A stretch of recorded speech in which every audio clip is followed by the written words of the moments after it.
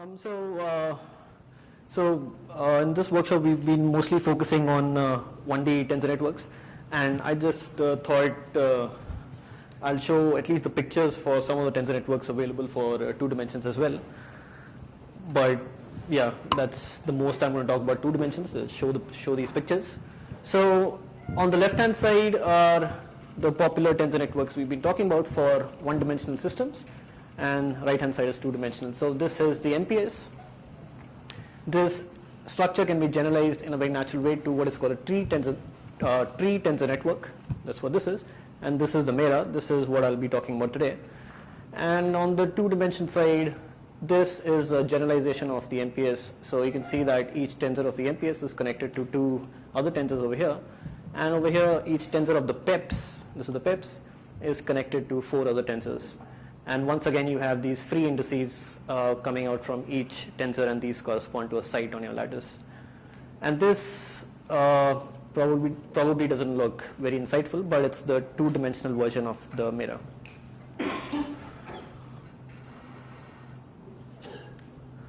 So this talk is an introduction to the MERA, which is this structure.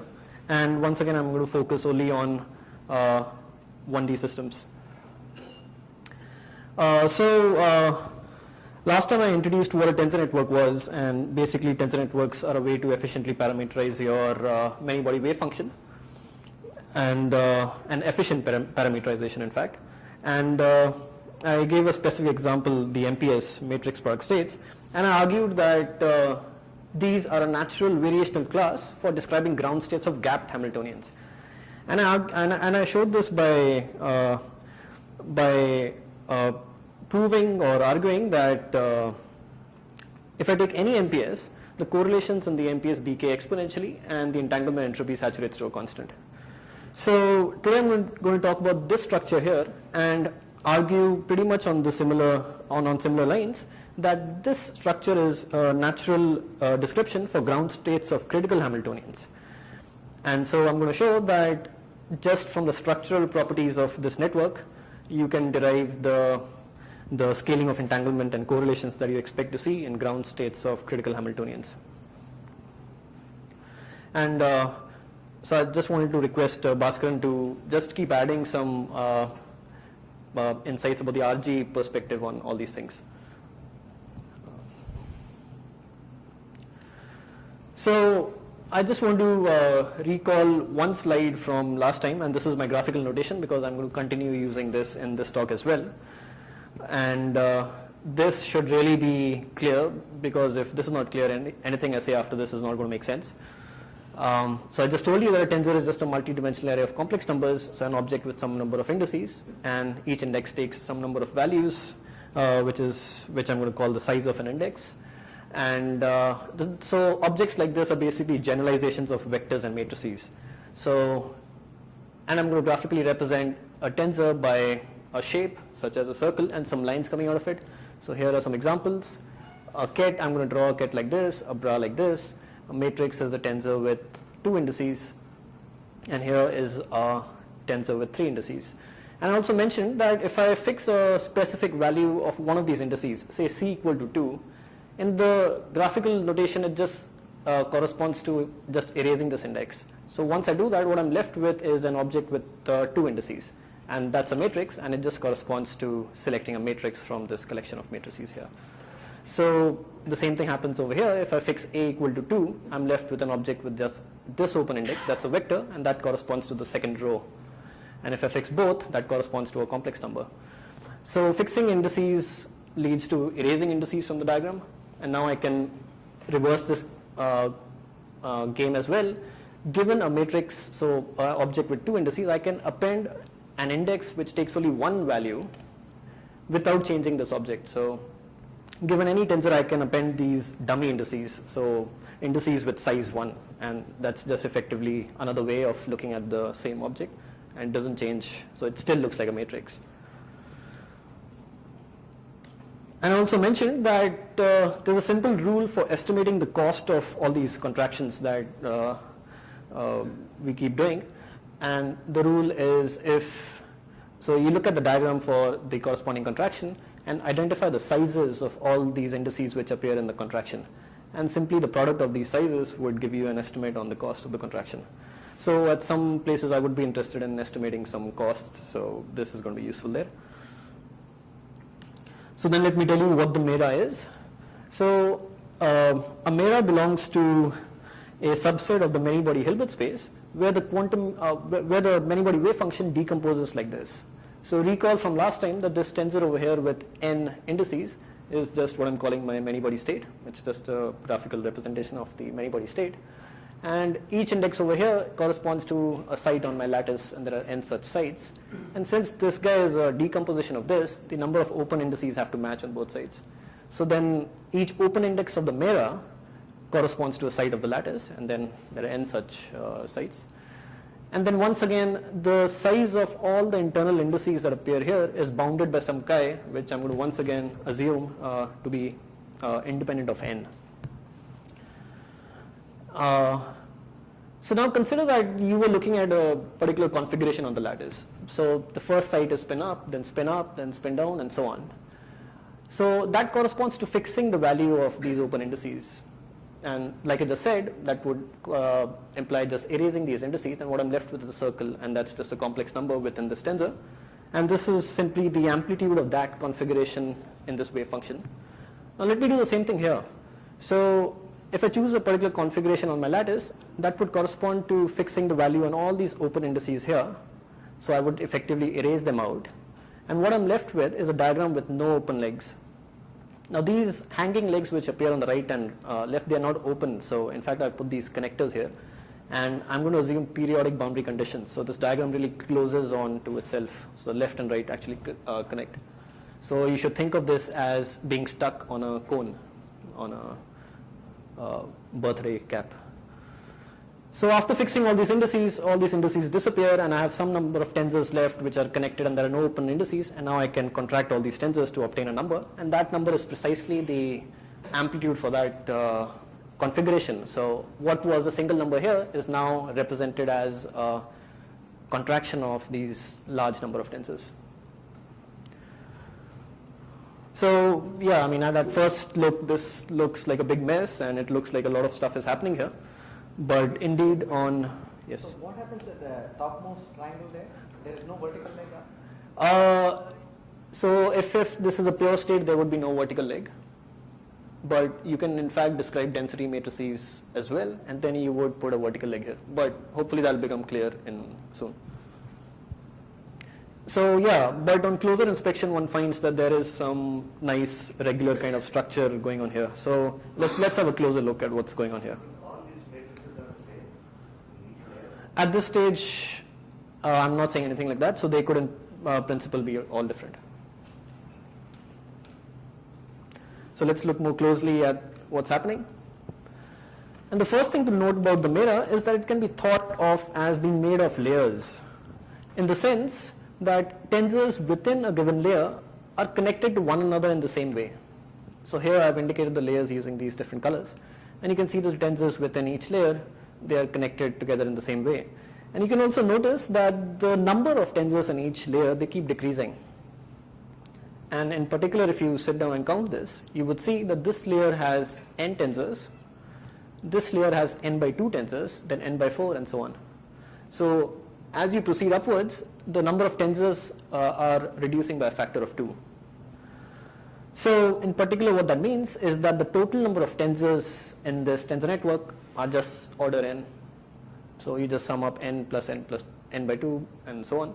So that's order n, and each tensor over here has a number of components which is just some power of chi, because all these indices take chi values. So this guy, for instance, has chi to the 4 components. So the total number of components is just n times chi to the 4 order of this. So yeah, so it's at least efficient to store this structure in memory. That was just my point. So then the point of this slide is that the MERA can be thought of as made up of layers, where tensors within each layers are connected in a similar way, and these decrease, the number of tensors decrease as you proceed upwards. So yeah. So at this stage, you are also alternating the ranks of the tensors, right? So in the square, there are 4th rank tensors. That's the next slide. Yeah. Right. Yeah. Sorry for being so slow, but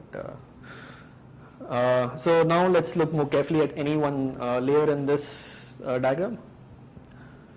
So what you see is that each layer is made up of two kinds of tensors, which I have differentiated by squares and triangles. Now I could have drawn them as circles, but it's just to make a distinction and to indicate there are two kinds of tensors at each layer. So like you just mentioned, so the square triangles, the square tensors have 4 indices, and the triangle ones have 3 indices. So their ranks are different. And let me, for fun, just give them names, but you don't have to worry too much about what these names mean. So these square tensors, I'm going to call them disentanglers, and the triangle ones, I'm going to call them isometries. And well, that you can understand because these are just isometries. Now these tensors are not any random arbitrary tensors, and they actually fulfill certain constraints, and these constraints are as follows. The disentanglers are unitary. So if I take a disentangler and contract with its adjoint, I get the identity. So straight lines are going to be identity. And this works the other way around as well. So U dagger with U also gives me the identity. On the other hand, the isometries, they fulfill this constraint. So if I contract an isometry with its adjoint, I get the identity, but not the other way around. So you can think of an isometry really as a product of a unitary and a projection. So they are unitary in some subspace.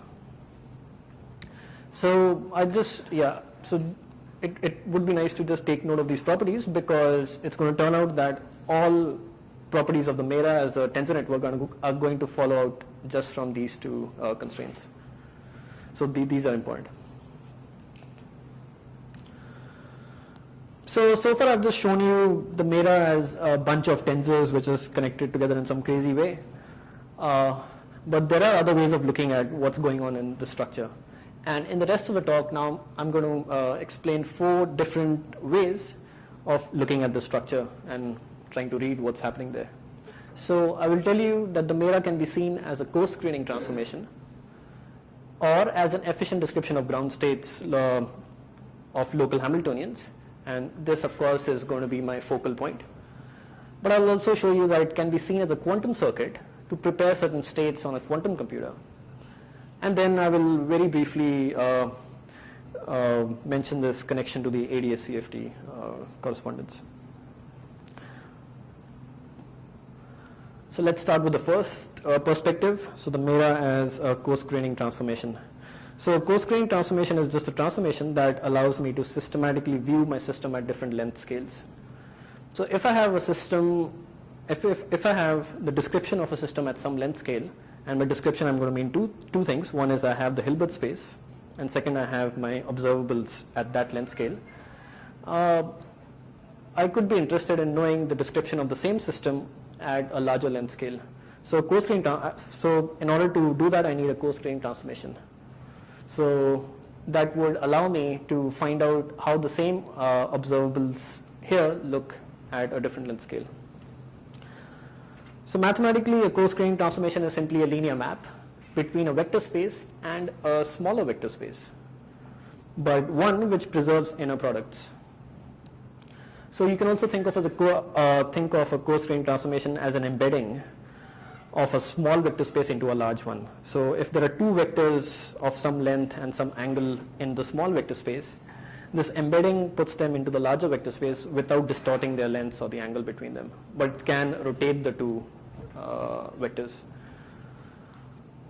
So that's the generic definition of a coarse graining transformation, and we've already seen an example of this. This object we've been calling the isometry is in fact a coarse graining transformation. So here there is, when you do this coarse graining in conventional statistical mechanics, it's one way, it's a semi-proof.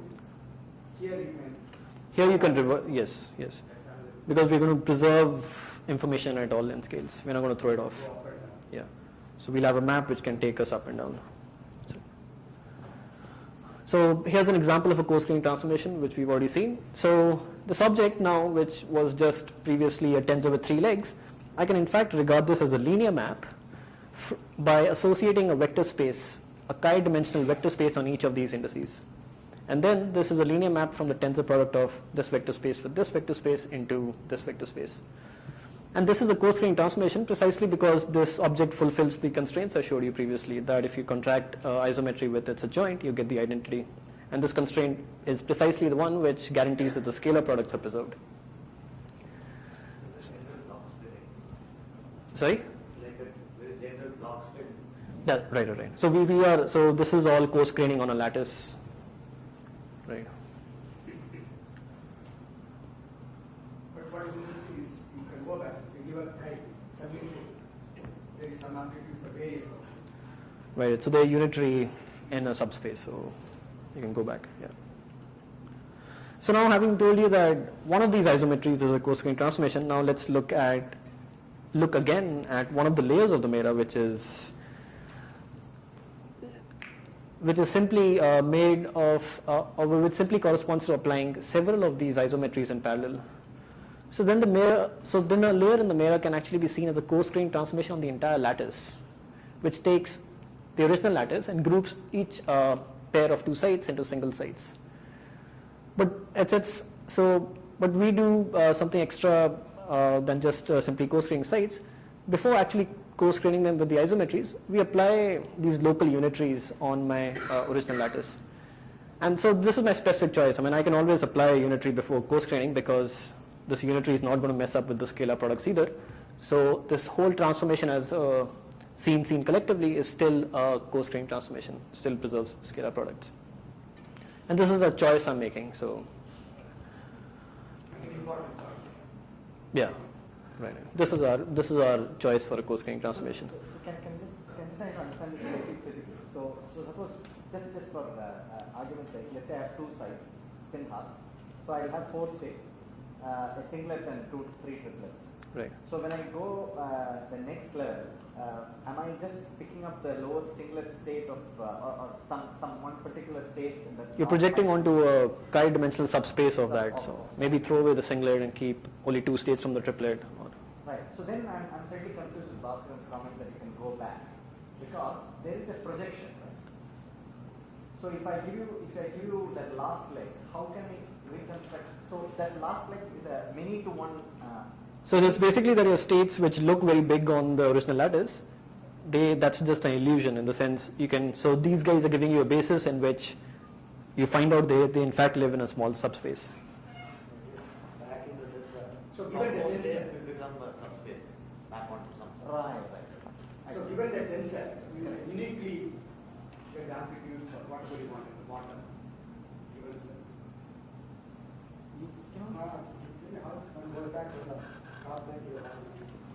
Right. So yeah, I will say something about it. So now let's just put a black box around all these tensors, and now after we do that, what we see is that we have a single object over here with n indices coming down and n by 2 indices coming up. And this black box is what I'm calling a coarse-grained transformation, which takes me from this lattice to this lattice. So what I mean by that is that if I have the wave function of this, so you give me a ket on this, and I apply this transformation, I get a ket on this lattice now, and that's just the coarse-grained description, right? And these guys, because they are isometries and unitaries, they can be reversed in the relevant subspace. So given a ket here, I can actually invert this, but I have to be a bit careful in the sense these objects are singular if seen as matrices, but they are nonetheless unitary in some subspace. So I can define its inverse as the adjoint of the unitary in that subspace and 0 elsewhere. So don't bother about the other subspace. What you are doing one state above, you will give me a subspace. Sorry? Given one state above, you will give me a subspace. Right, but From which it comes. from which it comes. That's right. That's right. I want to comment Yeah. because I have a lot of confusion about it. So you think about it as a quantum set. I could say that. Right. Maybe it's good to repeat. So you give any input from at the top. Then the circuit will give you with some probability amplitude various inputs. Various outputs. Various outputs, and that will be unique. Yeah, sure. That's the subspace. Right. That's the sense in which you can go down. Yeah, so if you come from a site over here, you will go to 2 sites here. But going this way, you will always go to 1 site. So that was coarse-graining in the sense of wave functions. So if you have so that's how the lattice itself looks like under this transformation.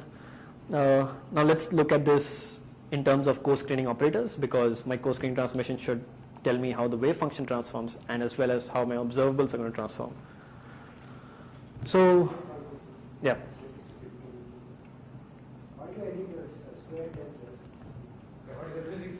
I'll come to that. In principle, go from the triangle. Yes. But this is a choice I'm making. I'm inserting this additionally. Right. So all these triangles taken on its own also define a co-screening transformation, but I'm going to insert this at this point just out of the air. You explain why. The motivation will hopefully become clear by the end of the talk.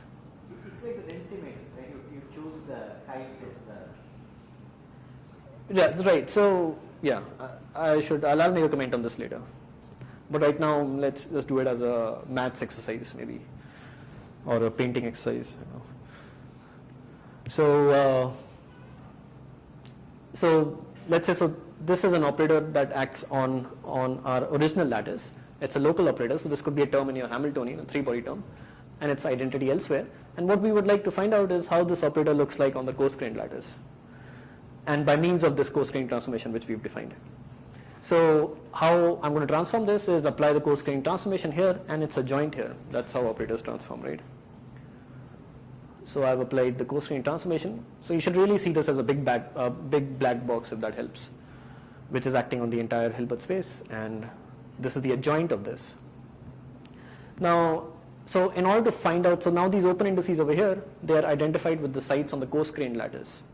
So if I contract this guy together, I'll get something with indices that live or which are associated with the co-screened sites. That's my co-screened version of this operator. But something looks wrong here. That is, I had a local operator over here, and somehow it seems that I'm getting an operator which acts on all sides of the co-screened lattice. Now, that's not a good, that's not a desirable feature of a co-screening transformation. We want locality to be preserved. So, and we expect that nature respects locality at all length scales. So local operators should really map to local operators. And we see indeed, if we look closely, that that's what happens here as well. And what comes to rescue are these favorite properties of these tensors. So the disentanglers are unitary and the isometries are isometries.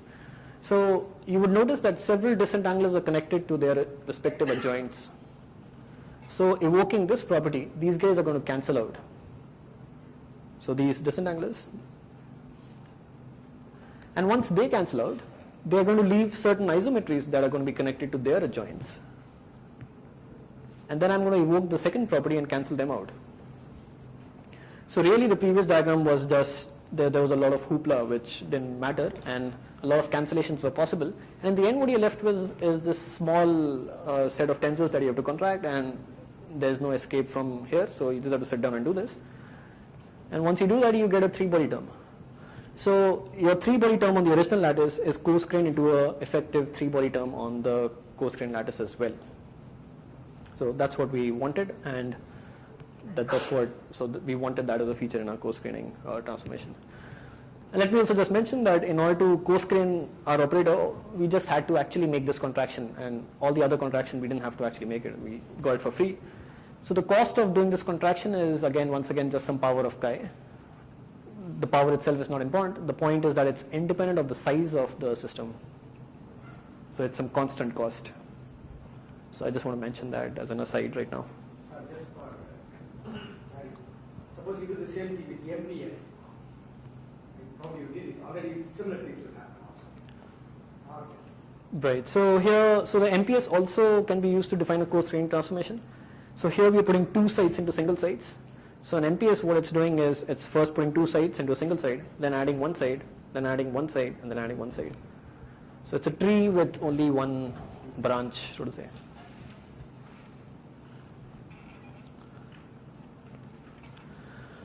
And let me also introduce one important object in the MERA, and this is the following. So I showed you that this is the small contraction I have to make in order to find my co-screened operator up here. Let me remove this red object that is my specific operator that I want to co-screen. Let me just remove that from the picture. So I'm just left with a hole here. And now what I have is some tensors which are connected together in some way, and now I can actually contract them together to get an object with some open indices. Now this object is just a super operator in the sense it takes operators to operators. So a simple operator takes vectors to vectors, and this is a super operator which takes operators to operators. And this is going to be an important object, and this in fact is the object which is defining your RG transformation, the Coarse-grained transformation. So you can actually see that as, so instead of thinking of this whole line of disentanglers and isometries sitting here, you can just look at this if you're looking at how local operators coarse-grained.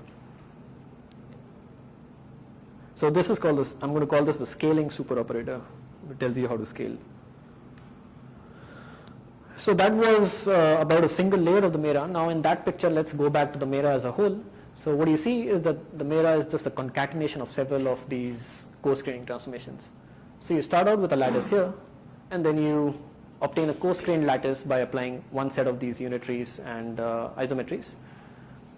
And then you do this, so at this stage you have already half the number of sites, and then you apply these set of disentanglers and isometries to get another coarse-grained lattice, and eventually you reach the top where you're left only with two sites. So this is the effective description of the entire lattice, but just in terms of two sites. So as a description of a many-body wave function, what the MERA really is the description of the wave function at various length scales. So it resolves the wave function into length scales in the following sense, that if you look at the MERA as it is drawn here, considering all the tensors that appear in this drawing, then that is the wave function that lives on this lattice. That's how the wave function looks like on this lattice. But now let me erase all these tensors in the first layer. Let me just erase this layer, and I'm left with a reduced MERA. So starting from here and ending over here, that's still a MERA. It has the same structure, but now it's reduced, fewer number of layers. And that, you just, it's not even integrating, because so connecting them over here implies integrating over, but now I'm just removing them. So I had all these tensors together, and now I just forget about these. I mean, I just look at the network till here, and that is the wave function as it looks at length scale L1, and then so on. And then in the end, once you reach here, so let's say I cut out all these tensors out, I'm left with this tensor at the top, which is simply the wave function of the entire lattice as it appears on two sides. And just coming back to the previous questions, so it's a pure state, and that's because of this. So if you put an index here, I won't be talking about that, but that just means that you're keeping a subspace now. So it could be, for example, topological degree of freedom. Keeping an index there? Or, just the meaning of. Right. In fact, that's so resolving into length scales precisely means that what the structure is doing is that these tensors over here correspond to properties of the wave function at this length scale, and then so on. And this guy over here really corresponds to the properties that are relevant for the global properties. And in fact, people who've used this, let's say, to find the grounds, to represent the ground state of the toric code or other topological models, they end up seeing that all the information is really encoded in this top tensor. So that means that if I have a operator there and the high level operator will come down to a high non-local operator. Right, exactly. So that means if I have a topological degeneracy of n, the final answer will be 0, 1 to n minus 1. Sorry, say that again. That is, if I have a system with topological degeneracy n, Right. that means when I reach the topmost state, I will get some number from that will answer will be one of the numbers from 0 to n minus 1 or 1 to n. Right. And in fact, this tensor can be used to calculate the topological entropy. You just need this tensor. That's what I'm just trying to say. So that was about what the MERA has to say about, and in terms of the wave function. That's a resolution of the wave function in terms of length scales. Let's think of the MERA now in terms of the coarse-graining transformation on operators. And then we can simply see that the MERA defines an RG flow of these operators. So if you have your Hamiltonian on the bare lattice, by applying this coarse-graining transformation a number of times, you can see how your Hamiltonian looks like at various length scales. So, and this, you can do this for any operator, so you can look at the RG flow of any operator.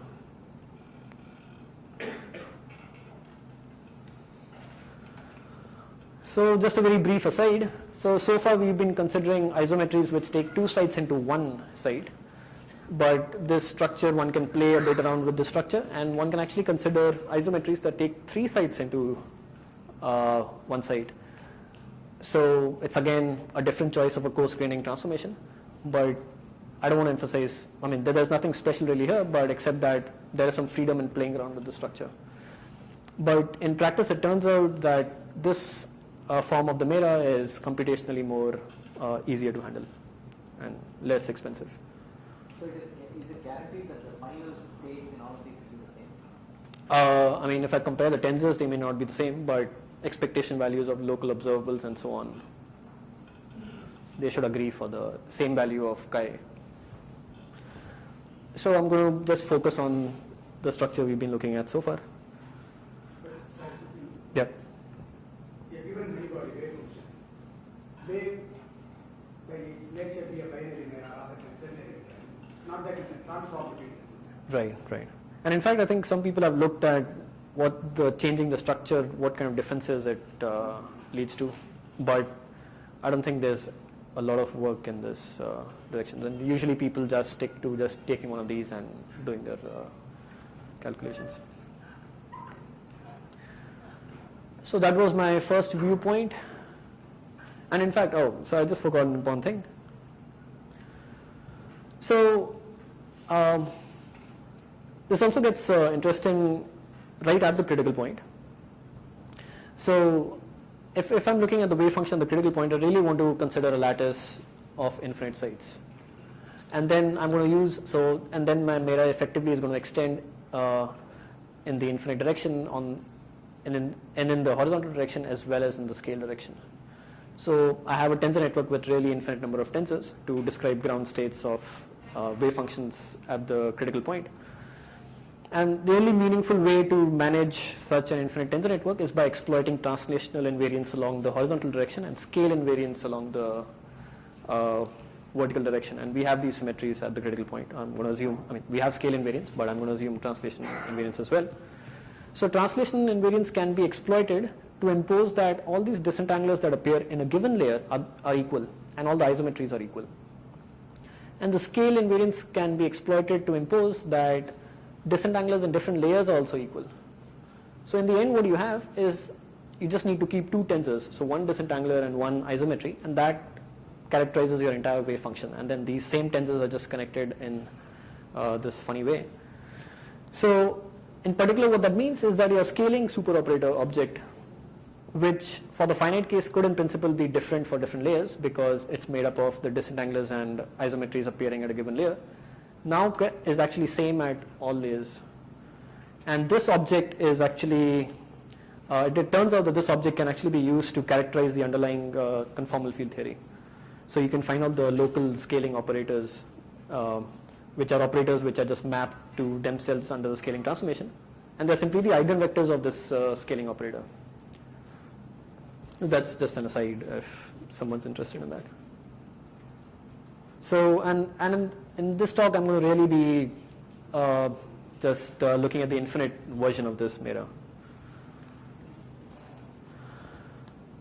So the next viewpoint is looking at the MERA as an efficient description of ground states of critical Hamiltonians on a classical computer. So this is a main problem that we've been looking for so far, even with the MPS. So let me just say something about that. And really what I want to argue here is that it's an efficient description. So we've already seen that the total number of components in the MERA grow linearly with n. So it's efficient to store the MERA. Now let's just see whether it's efficient to extract expectation values from the MERA. And it's quite straightforward to see that it is. So this is the contraction I have to make. And this is similar to the kind of diagrams I drew with the NPS as well. So I have the ket here. This is the ket MERA. This is the corresponding bra. And my operator in between. So all the other edges are just summed over. So I have to contract this, and this gives me a number. So once again, these dangling edges over here, they're not open, they're closed, connected together. So indeed, by contracting this, I get a number, and that's my expectation value. So I'm interested in finding out what the cost of this is. And the simple trick I can use is do this contraction layer by layer. So start at this operator, and first just contract it with this layer, one layer above it, and one layer below it. And this is nothing other than just finding the coarse-grained version of this operator. So then I can remove this segment and just replace a co-screened version of this operator and then repeat that procedure. And I've already shown you that co-screening has a constant cost, just some power of chi. And there are log n such steps, after which this operator is going to become just a two-side operator here, and that is a trivial contraction. So the total cost is really, it scales as log n, so it's even less than n. But the other way of looking at the same contraction is that, let's not do it layer by layer. Let's in fact look at what happens when I try to contract this together in one big shot. And by using the properties of the disentanglers and isometries, what you find is that several of these disentanglers cancel out. And then once they cancel out, several of the isometries cancel out and so on. And in fact, what's only left in the contraction are tensors which lie in this shaded region. This is called the causal cone of the MERA. And what it's precisely answering is that if I want to compute the reduced tensor matrix of this side, what are the tensors in my tensor network that contribute towards that reduced tensor matrix?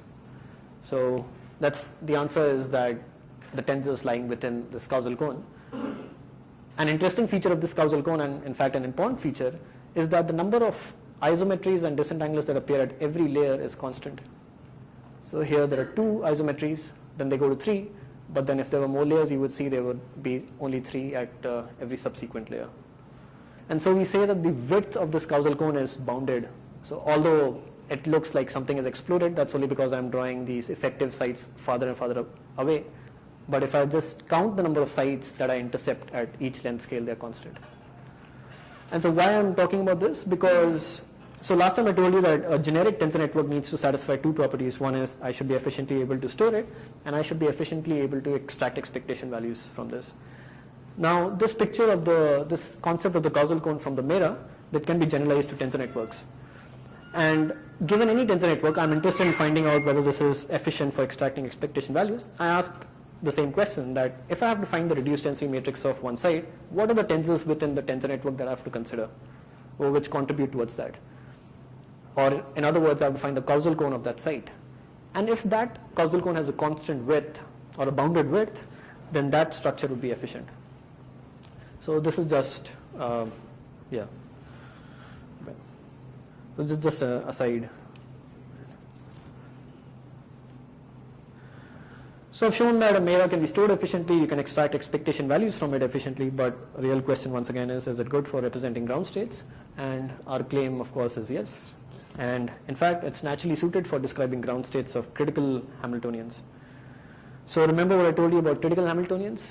The correlations decay polynomially with the distance between the correlators, and the entanglement entropy grows as log L. Sorry?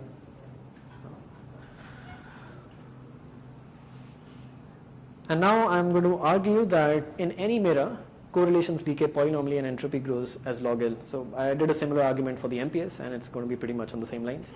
So once again, I want to emphasize that I have no Hamiltonian or any ground state at this point. So I just pick up any MERA from the Hilbert space, and this could be just fill in some random values in these tensors and look at how correlations decay. And I would observe these. Yeah. So the distance between them is L, so L to the power some negative exponent.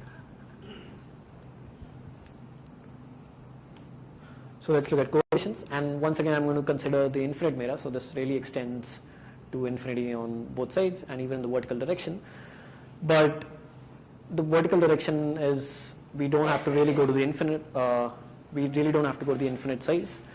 So this diagram is just like the previous diagram for computing expectation values, except that you now have 2 operators, and now that is my infinite ket MERA, and that is my infinite bra MERA, and all these other indices are going to be contracted.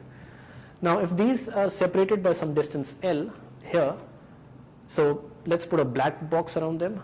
So it's going to be some LL site operator here. After co-screening, it's going to shrink and become some, let's say L-1 or L-2, or yeah, it's going to shrink. And then exactly after log L steps, it's going to become a 3-site operator in this co-screening transformation. And then after that, it's going to remain a 3-site operator. So let rho be the reduced density matrix at that length scale where it becomes a 3-site operator. And simply the value of this diagram is the trace of rho times the coarse-grained version of this black box. And what is that? It's just my original operator, and I've applied the scaling superoperator log L times. So 1, 2, and so on. So log L times, and then I simply eigenvalue decompose this scaling superoperator, and you can quickly argue that this value can be approximated as lambda to the log L, and lambda to the log L can be rewritten as L to the log lambda, and lambda can be shown to lie between 0 and 1 if the wave function is normalized. So that means it's a polynomial decay in correlations. So this is following strictly from this structure and the structure of the network and these properties, that the fact that these things cancel out, they play an essential role in this. So quickly let me show you the same argument for the entanglement entropy. So once again we're interested in finding out the block entropy for a block of L contiguous sites on our original lattice, and we want to show that this entropy is proportional to log L. And in fact the statement is equivalent to making a statement about the rank of this reduced density matrix, that in fact the rank is some constant to the power log L. So you can just believe me right now that if this is true, then this automatically follows. So I'm going to prove this version. So in order to find the rank of the reduced density matrix, I need to first find the reduced density matrix. So let me, and it's pretty straightforward to find the density matrix here. So what we see is that if I'm looking at a block of L sites here, once again after log L steps, it's going to become a block of 3 sites. So let rho be the corresponding reduced density matrix again. And now I can derive the reduced density matrix here simply from this guy over here by reversing my RG flow.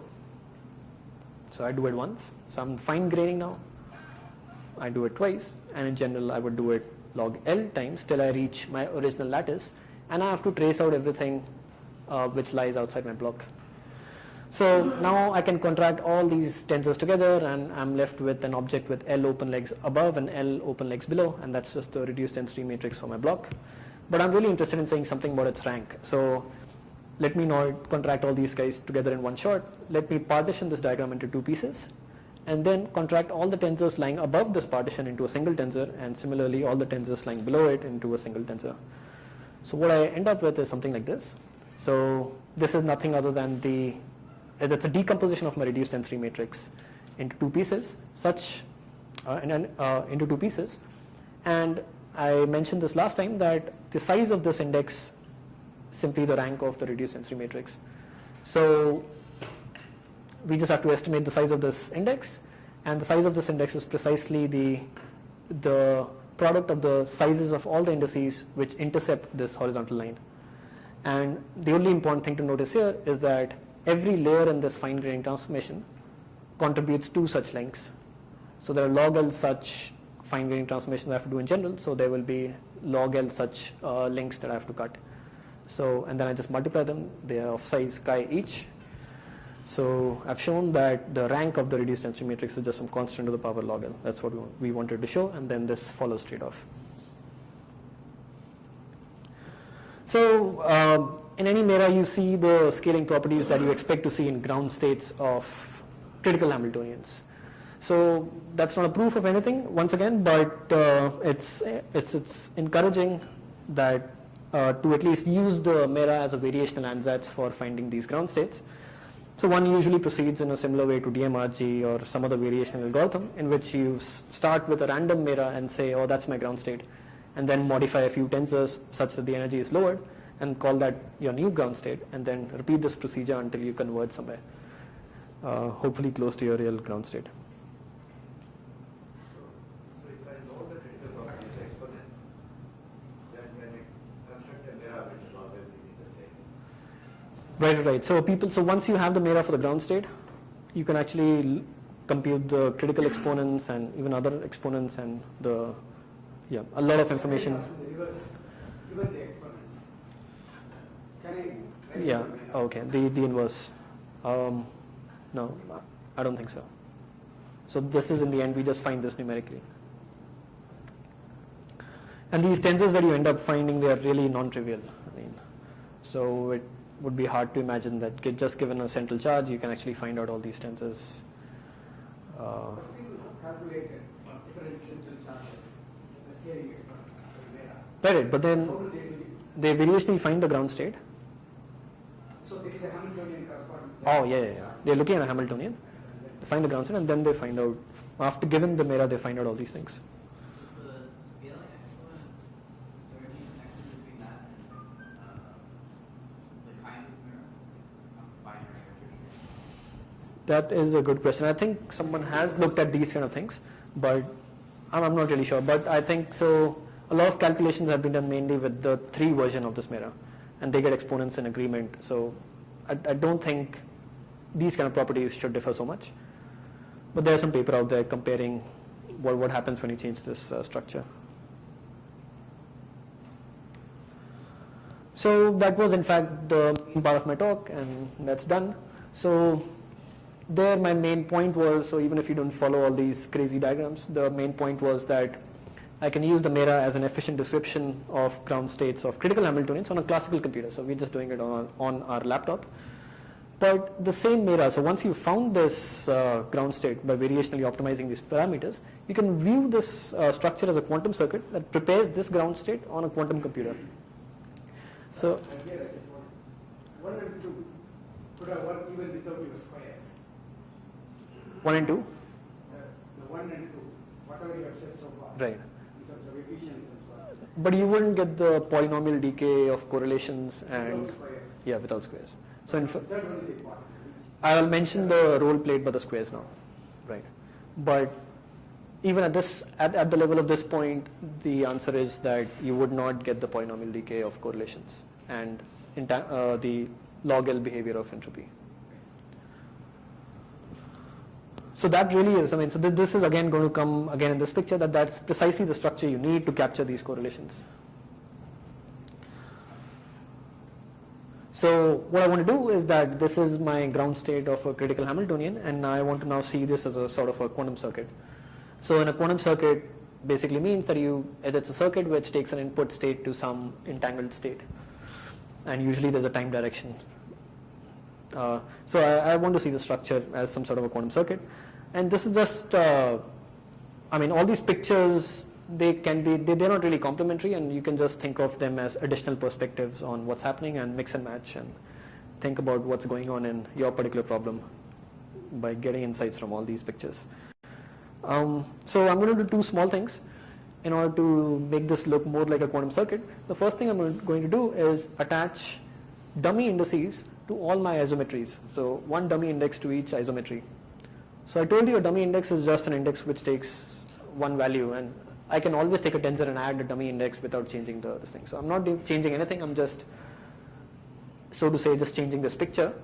So each one of these dummy indices takes 1 value, and I've told you an isometry can be seen as a linear map by associating vector spaces to these indices. So 1 value would mean a vector space of 1 dimension, so a vector. Let me call this vector 0 at all my dummy indices.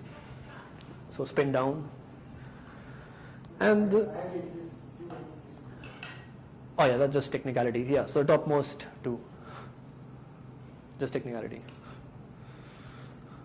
So more generally, there would be a 3rd index here, just like every other isometry, and then I would just have to add 1.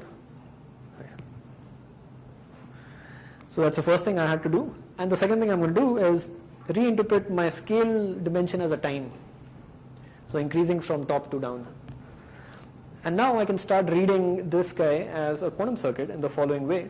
Let me start at time t is equal to 0. What I have is 2 spins which are in a product state.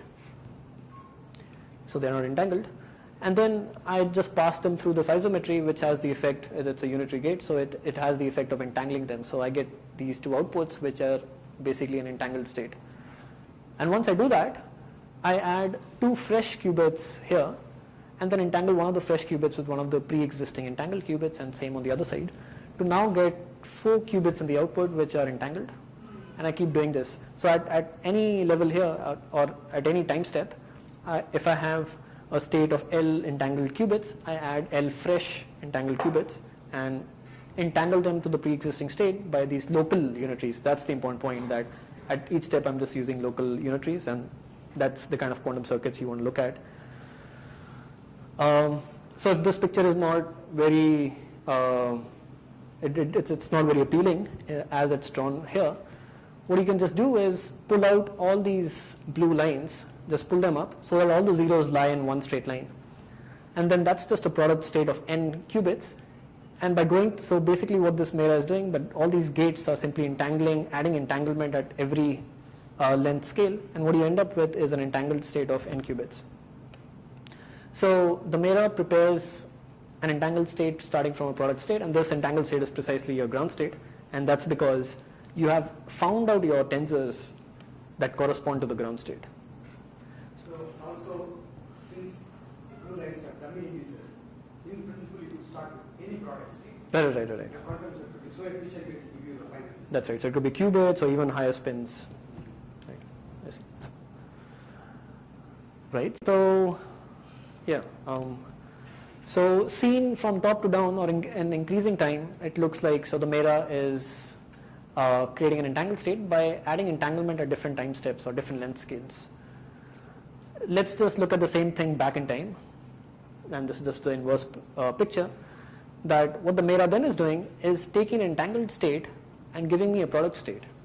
So back in time it's removing entanglement, and how it's removing it, it's removing it at different length scales. So removing some entanglement here, so these gates, and then some entanglement here and some entanglement here and so on. And that's the motivation of calling these guys disentanglers in the other picture, because there we are really concerned with the scale dimension going from bottom to up towards the top of the board. So, so does that answer your? So you had a question about why these are. So these are disentanglers and they're removing entanglement. So if I had a pair of several singlets, this is my state. Suppose I were not to use the disentanglers, and I just use these isometries, so I just co-screen these guys, and let me group these guys into one and these guys into one, right? The point being that I don't know what the state is initially, so I could be grouping my sites this way. So then what I get is a state which is basically entangled like this, and then any more grouping of these sites is not going to remove this entanglement. So if I group this over here, I will still have correlations flowing out from the boundary. But looking at the state, you know that there are only short range correlations, that had you grouped the sites this way, you would have immediately reached to a product state, right? So what the disentanglers are doing, they're ensuring that all local entanglement is removed before grouping. So disentanglers act on these sites and these sites and these sites, and what they will do is they will first convert, so remove entanglement and give me a product state, and then I will immediately, after applying one layer of disentanglers, end up with the product state. And then this grouping, it doesn't matter how I group these sites, I'll always get a product state in the next step. So in practice, like you take the singlet one, when I get this, when I disentangle it, what will I get? I will get two parallel spins. Product state, yeah. So let's say for a singlet you can apply, let's say, the C naught. So the C naught gate will give me a product state of the spins. So for this case, the disentanglers would be the C naught. But for general state where you have, so the idea of the MERA is that you are resolving the entanglement as well. So entanglement appears at various length scales, and the idea is that so entanglement down here does not play any role in determining the properties up here. So let me remove it before co-screening. So that's why it's multi-scale, very scale. Right. And that's why it's very crucial. Right. No. So is that more clear? So that's why you call it as entanglement. So it's called entanglement renormalization, this particular scheme of co-screening, because you're renormalizing the entanglement before co-screening. And if you didn't do that, you could have situations like this where you could be looking at the wrong, so you would get some Hilbert space here, but that would be your effective Hilbert space, but you would require keeping many more states. So this has support on, let's say, a 4-dimensional Hilbert space, and this would remain that way all the way up. So no matter how many times you group your sites now, you cannot remove away these bonds. But in principle, you know that shouldn't be the case. So let me just try to construct a MERA. Suppose you give me the wave function. So what I would do is, my initial Hilbert space is spanned by the site things. Then what I will do is, I will find the density matrix associated with two sites, and I will write a reduced, and then look at the eigenvalues of that, pick the two largest fellows, and then write a basis at the next level in terms of the eigenstates of the density matrix and so on, right? And keep doing this. Right. And project this wave function onto that. Right. If you want to do that by hand, that's what something like that you would do. But then I also have another question, related question. So suppose I'm away from the critical state. Then what will happen is this will truncate and it will become a product state at finitely. Exactly. Right. And otherwise at it'll just keep levels, going. there will be the same number of density matrix eigenvalues of the same magnitude at all states. Exactly. So for gap system, the eigenvalue number will get truncated. Yeah. So yeah. At some stage. And you'll just end up with a product state there. You don't need to disentangle or apply any more disentanglers. So yeah, that's enough. In fact, the matrix product state is completely different. That's right. But that would be a trivial matrix product state of.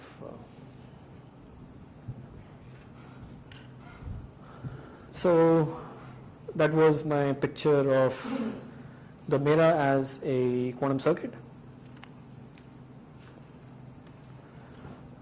So finally, let me come to the dangerous part. So I don't know who's sitting in the audience. Oh, yes, our friend is here, and he's smiling. So yeah, it's scary actually.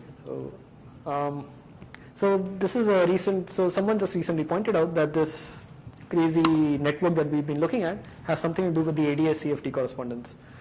And really, my purpose here is just to open this, and I would actually like some helpful comments from. I'm sure a lot of people know much more than me here. But let me just briefly say what this connection is about. So first I'm going to redraw my MERA in a different way. So this is how I've been drawing the MERA so far. Okay, and once again remember that these left and right sides are connected together, so this is stuck on a cone.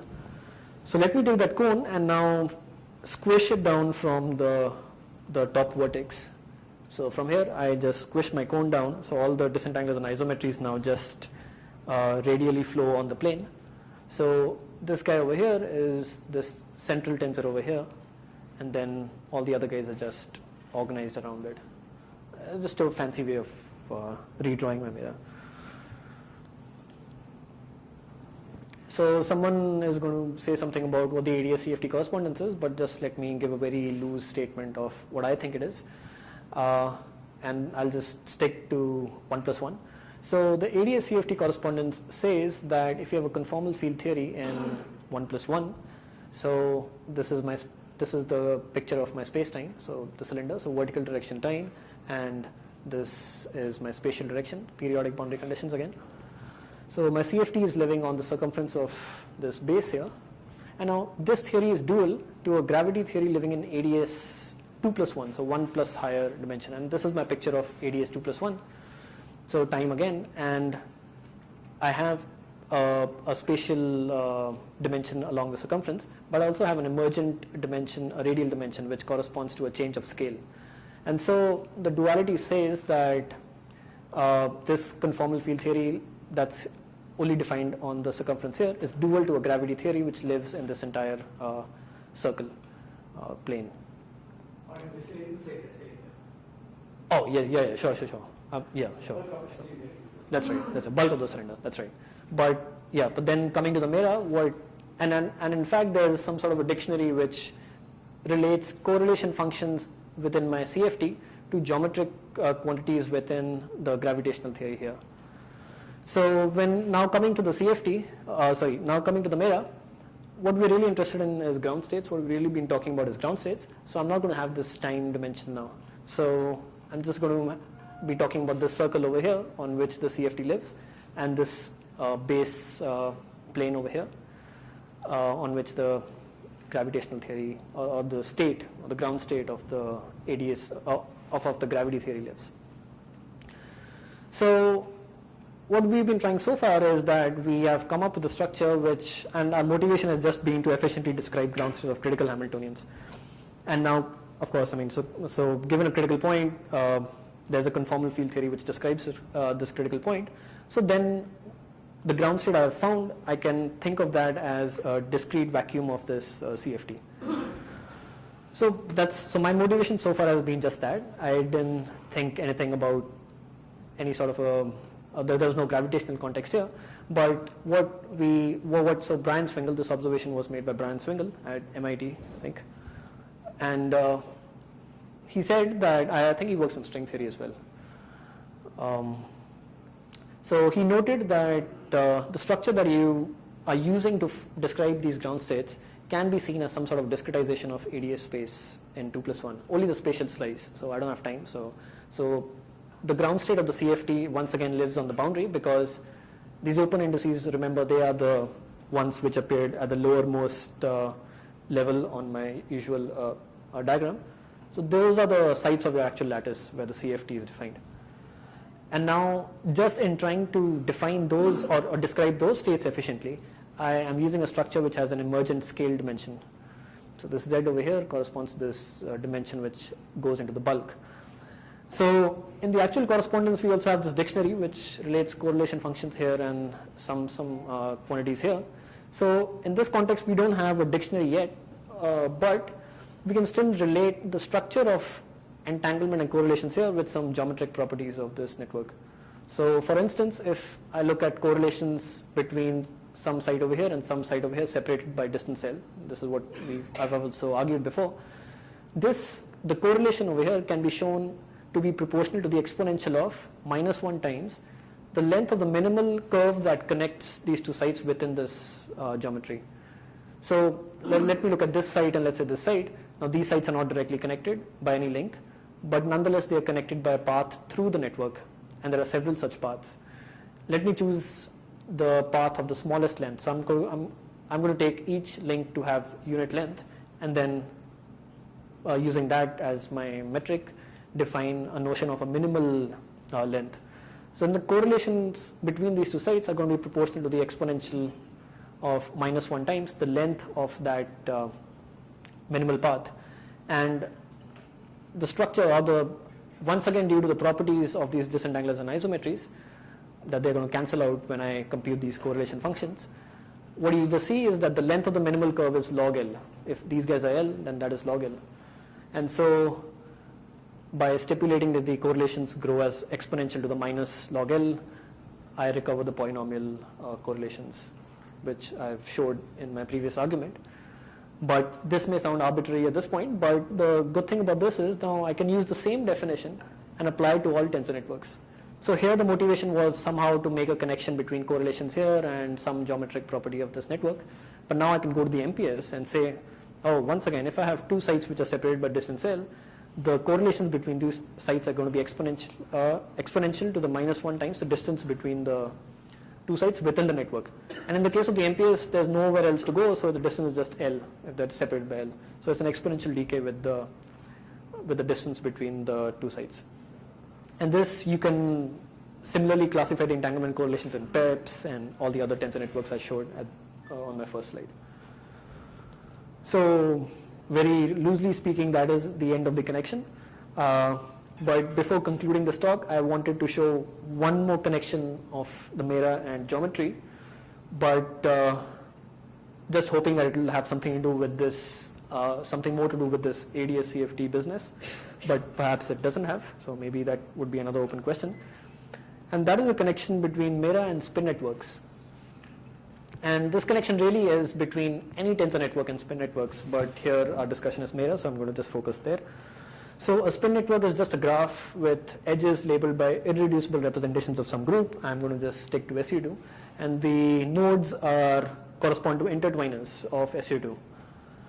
And these spin networks, they keep popping up in several places, and I think the most popular place they come up in is loop quantum gravity, where a spin network is, or the set of spin networks forms a basis for states of quantum spacetime. So correct me if I'm wrong. So now, given right, sorry. So let's say what you call a spin network, yeah, some kind of amplitude. It's a graph. Yeah. It can have no open indices. In that case, you can understand that to be an amplitude.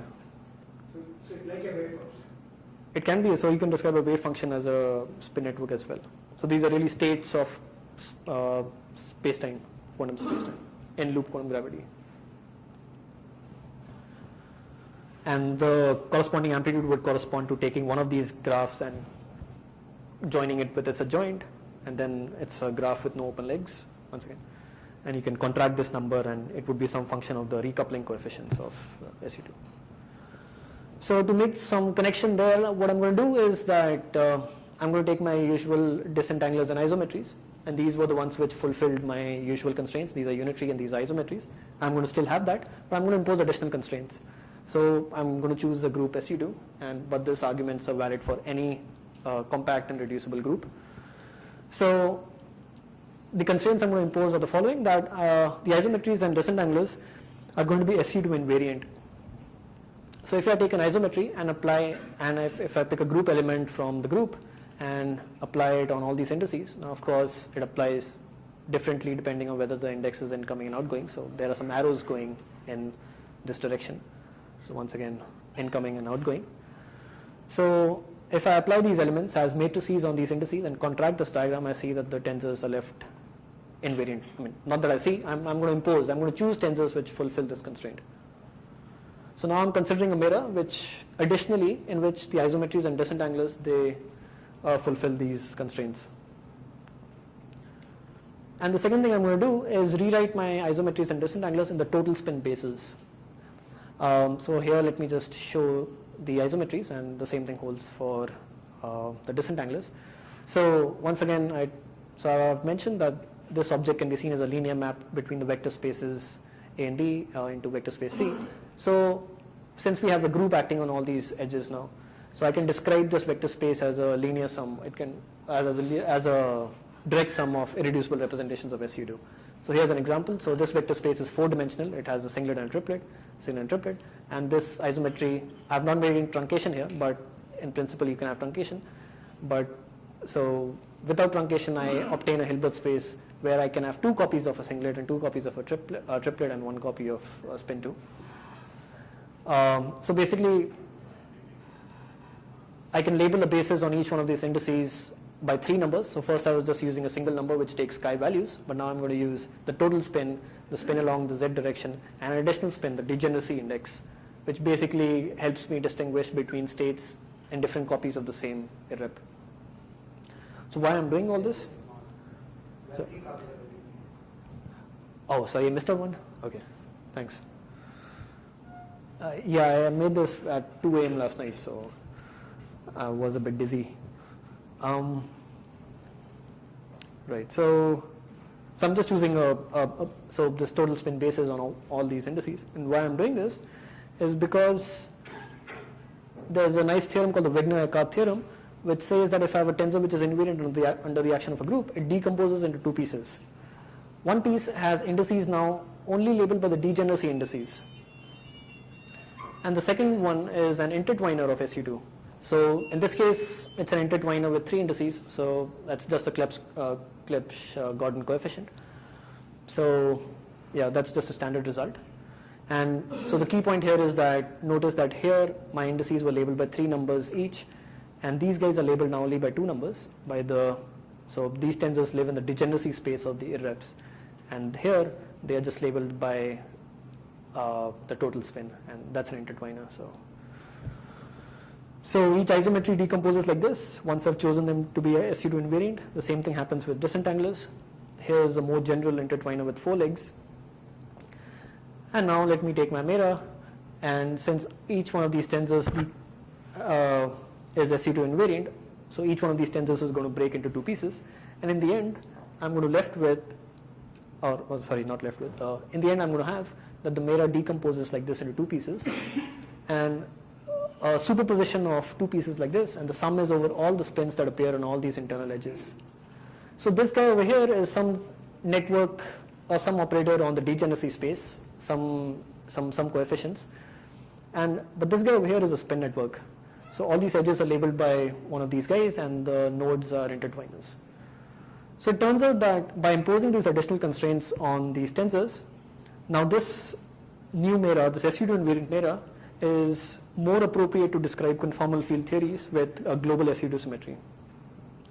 So I was just trying to describe ground states of the CFT, and what I end up seeing is that a ground state decomposes as a superposition of many spin networks. So Right. So Heisenberg at critical point. So I don't know what this means, whether this has anything to do with the previous thing, but once again, the structure is got the same ADS look and feel. So, and now you also have these pins sitting on the edges. So basically, that's all what I wanted to say, and that's my summary. So I've just told you that there are 4 different ways, and perhaps there are more, but I've just shown you 4 different ways of looking at the MERA. And my focus really was in telling you that it's an efficient description of ground states of critical Hamiltonians. So yeah, thanks.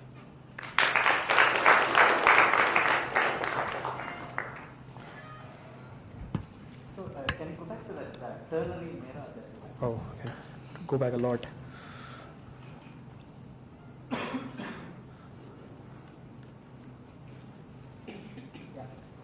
I would have thought that this would be done differently. For example, my disentangler would have 3 legs coming in and 3 legs going out, and my what was the other name for that? Isometries. Isometry would have 3 legs coming in and 1 leg going out. That's another choice, but here we're just keeping the disentanglers the same, so 2 body gates. I see. No, that's another choice. I mean, I see. So the point I just wanted to make is that you can play around with the structure, and for instance, you can look at what happens when you take that structure, but what I would expect is that the width of the corresponding causal cone would increase, which has a direct relevance to the computational cost of manipulating the structure. I see, but the degrees of freedom at the next level, in this choice, Yeah. one is like a site and the other is like a 2-body state, right? The degrees No, of so freedom. all these are just sites on the coarse-grained lattice now. Right. But each one they of are these products correspond of to they are 3 they are- sites. Yeah, Yeah. So each one of these correspond to 3 sites now on the original lattice. right. But they're sort of asymmetric products in the sense that some sites are weighted differently. Oh, right. There's no, right, but we have the same problem. So even this structure is not translationally invariant. So if you shift the structure, you don't get this thing. Right, so, yeah.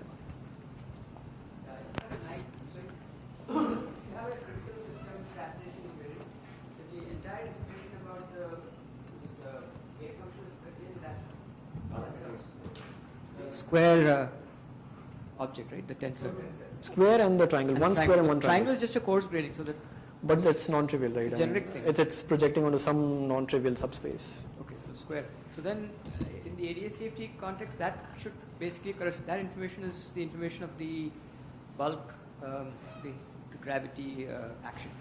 The coarse graining? Yeah. The No, triangle? whole thing. Oh, the whole thing. Well, right. That's what we have to specify to evolve the wave. Right. But it would be more interesting to, let's say, so I've just shown that how the structure of the correlations can be related to some geodesic structure in this thing. But maybe I could have an expression for correlation functions on one side and some like area or I don't know what, or length or something on the other end. Yeah, that's there. But in this picture, I mean, it's not clear how that works. See, the usual RG, whatever we study, is basically nonlinear. The RG flow there is a nonlinearity inside that. That is because of it depends on the population dynamics kind of things. The next step depends on the previous step. So because of that, we have 2 kinds of fixed points, the attractor and the repeller. So it is the repeller which is more important for us for critical exponents and all. Here I don't see those kind of, I mean you go, it appears to only one side. You don't go, that choice of going in both sides, I don't see it here. So, no, in fact, nonlinearity business is not coming, even though your starting point is similar. right, but in fact a site over here does go into several sites. So this cone which I showed,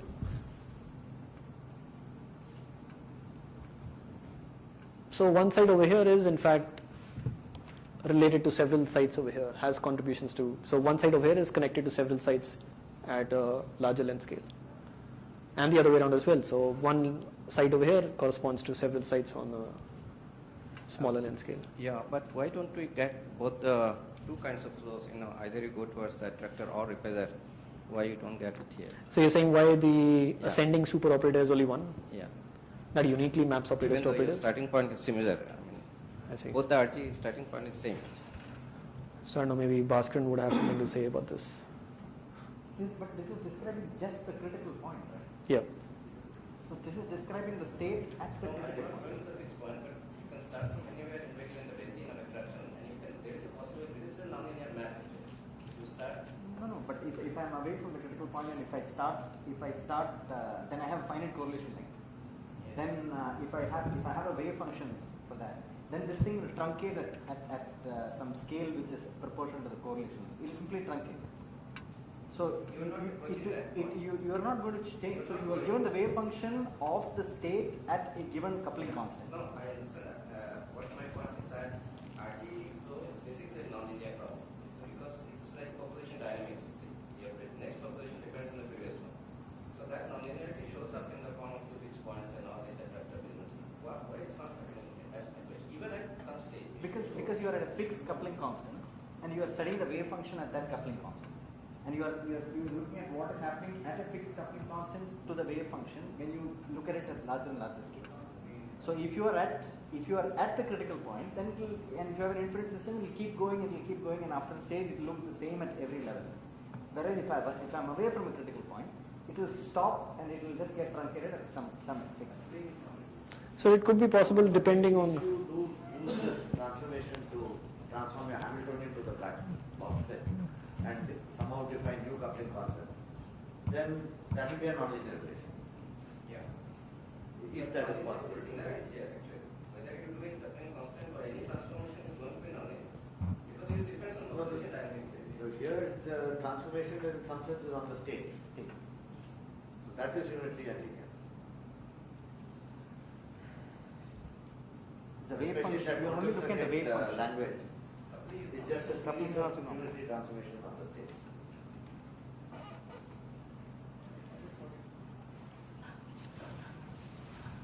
Some minor clarification, I just needed some. So in your slide where you define a critical system, you had two classifications. One was a gap system and the other system was a critical Yeah. system. So the critical system is basically the limit of the gap going to zero. Is that how you That's define right. critical system? Yeah. Okay. So and then which means that like systems like a simple normal Fermi liquid would not be a critical system, even though it has these features, but it's a gapless system.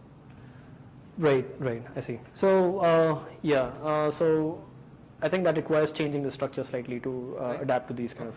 So that's one thing. And then the second clarification is that suppose you, the way you define entanglement entropy, does it exclude the effects of Pauli exclusion principle, or let's say you take a normal non-interacting Fermi liquid, then that is an entangled system, basically only because of Pauli exclusion. So someone else would have something to say about that, right? But over here, the only measure we're using is this von Neumann entropy. But yesterday, we had this talk on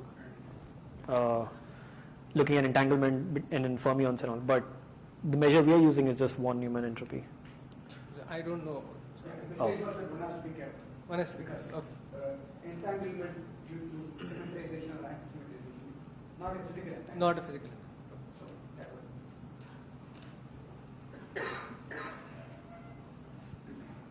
So there are no more questions. Let's thank Sophia again. And,